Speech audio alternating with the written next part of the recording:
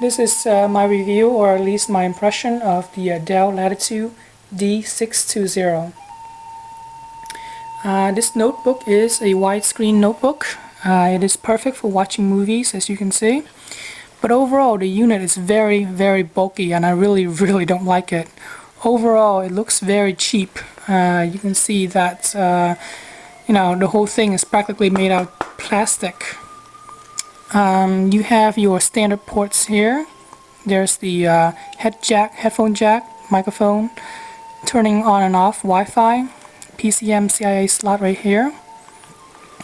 In the back, there's VGA output, serial, 2 USB ports, phone line, Ethernet line, and 2 more USB ports on the side right here.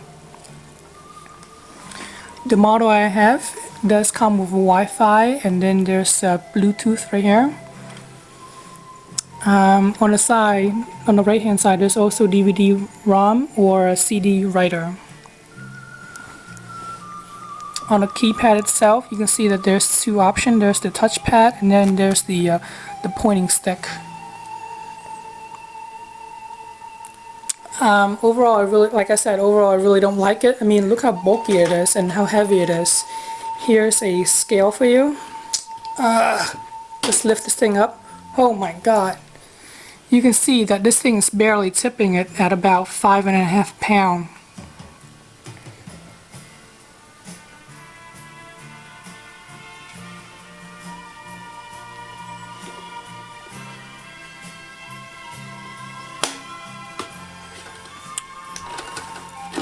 In comparison, let's compare it to the IBM T43 right here. You can see how much more slicker this thing is. I mean, look how thin it is. This is my company's other laptop, and overall I really like this one because it's much more stronger and much more professional looking.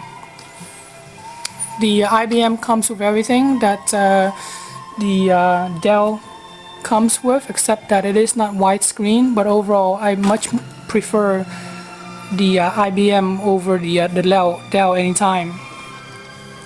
So even though it is thinner and sleeker looking, it is just as heavy as the Dell. It comes in at about 5 pounds. So what do you want if you don't want heavy laptops to carry around all day? This is the laptop that I myself personally prefer, much better than the other two. This is the Toshiba R200. You can see that it comes in about 2.6 pounds.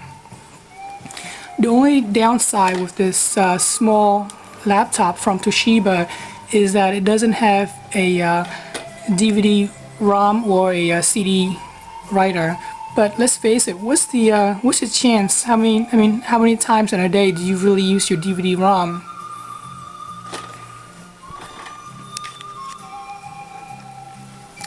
Let's look back at a Dell. So this is a Dell Latitude D620. I myself didn't buy it, and I probably would never ever buy a Dell in my lifetime. But this is what the company gave me, so I really don't have any choice. If you do have a choice, if your company do have a choice and you can choose which one you want, go for the Toshiba R200.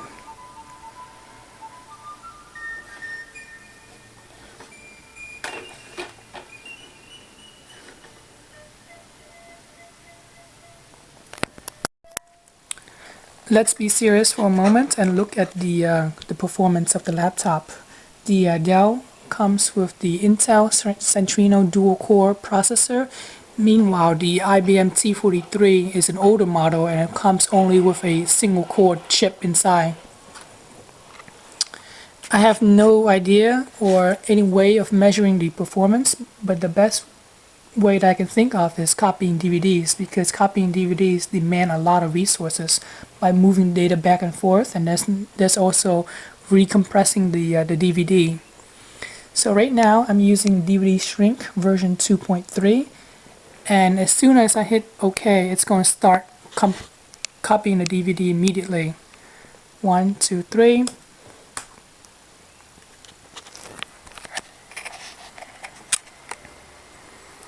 This is the Dell that we're looking at right now. You can see that the time remaining on it is 120 minutes, 117 minutes, 115 minutes. Over here, surprisingly, the IBM, even though with its single core chip, is performing much faster. The time remaining on the DVD itself is 60 minutes. Now, I've done this over and over again, and I have no idea why, but for some reason, even with the IBM and its single core chip, the performance is actually much better than the Dell. Even though they do have the same RAM, the same amount of RAM on both laptops, for some reason, I thought the Dell would be much faster with its dual-core processor, but I guess it must have something to do with the front side bus or some bus inside the laptop. Who knows? Looking back again, here we see that the time remaining on the Dell is 103 minutes. On the IBM itself, there's 55 minutes left